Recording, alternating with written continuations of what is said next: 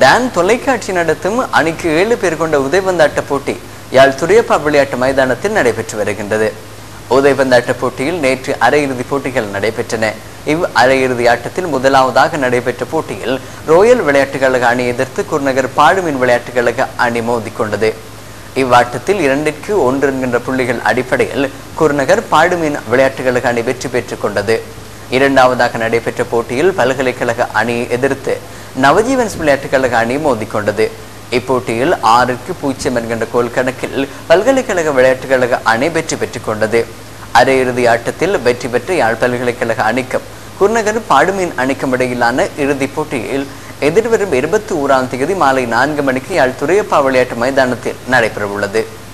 விறுவிறுப்பாக காணப்படுகின்றார்கள் பல்கலைக்கழக அணி வீரர்கள்.